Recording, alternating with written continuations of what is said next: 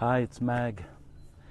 Um, if you read my blog recently, I shared some bad news, and and if you haven't, I'd love for you to join me on my newsletter to actually feed back some of my writing, which is new to me.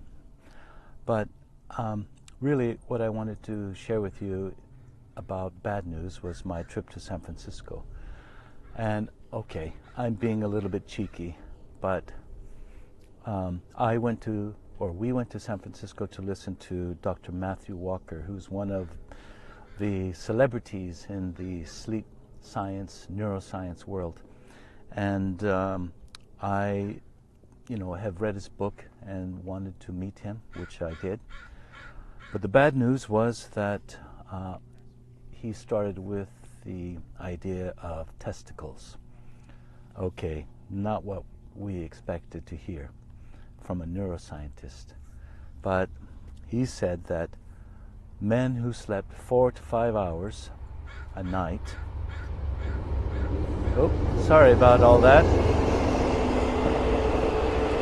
But if you can hear me, men who slept 4 to 5 hours a night had smaller testicles and were biologically 10 years older than their counterparts who got more sleep. And that was a shock. That's not in the book. It's in my blog, but the point is, short sleep has a lot of detrimental effects. Normally, I try to approach this subject with as much positivity as I can. People that know me know that I like to see the positive side of things.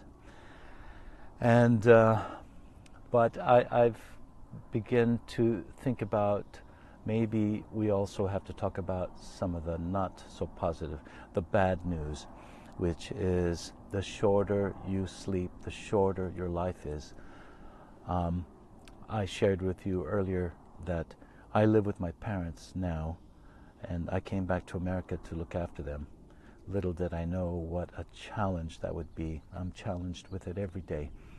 But more importantly is I see their health declining because they are both not getting enough sleep every night.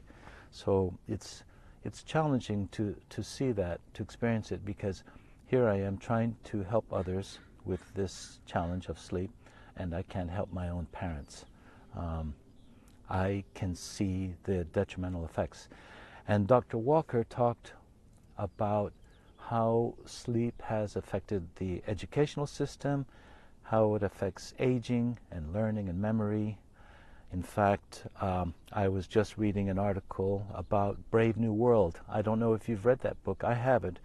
But the idea of it, the idea of a dystopia, I think that's the right word, where people were brainwashed in their sleep. The idea that people can put thoughts into your brain while you sleep. This is becoming very real. On the positive side, that means you can actually enhance your learning, enhance your cognitive skills by sleeping more, by getting quality sleep.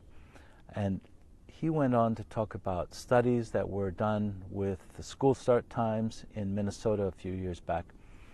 They measured test scores, SAT scores, and what they found with students who were starting at as early as 7:30 to getting to school, their test scores, as you would imagine, were much lower than students who started school even an hour later. So, that wasn't a surprise to me because I had heard about this a few years ago also, that young teenage brains are not fully developed and not fully functioning that early in the morning. It's like asking an adult to get up at 4 in the morning to do some tests or do some work. It's not that easy. And with teenagers, young adults, their brain's not even fully developed. So what do we expect? What does the educational system expect for our students to be up that early? just because it's convenient for school bus runs or for adults and their jobs. You know, it seems like it is so wrong. And the way he put it was, you know, we've put a man on the moon, and we can't sort out the school system and getting students to school later so they could be and live at their highest potential. That something's wrong there. He went on to share some other news about aging and memory and so forth. And when it comes to memory, I mentioned about Brave New World. They've done test scores or research and studies and so forth that said that when you slept better, when adults slept better, you know, their memory, their capacity to learn increased. And I'm having this confirmed with a neuroscience course that I'm on right now. And I'm doing all of this to put together a course that I would like to share with you sometime in May to help you and in particular coaches, educators, teachers, leaders, professionals, how they can help others improve their whatever they're doing. I say to live your highest potential and well-being, because sleep is so undervalued, and when people see that, I hope that I could be at the leading edge of that, helping everyone with this. Even among my health coach tribe, hundreds of health coaches, and none of them are focused on sleep at the moment. We are a world, we are a society thinking we have to do, go, and we forget about being. And we think that it's all go, it's all food, it's all fitness, and how hard you work, and how many hours you work, right? I mean, there goes this macho bullshit about how many hours they can get by on without sleep. That's why your testicles are smaller. So, you know, once people get this, would they change? Well, I hope so. Anyway, that's my rant. I just wanted to share that bad news and hope that you would do something about it.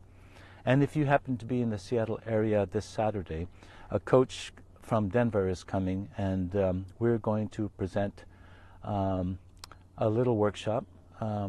Breakfast is included, so if you come along, you look up Eventbrite on Saturday the 30th. And it's about helping people really live their fullest through health, through sleep, through energy, through having more energy, and happiness. I want to share some of the work that I've been doing in the area, the science and practice of happiness. So I'd love for you to join us. It's at the Seattle Yacht Club.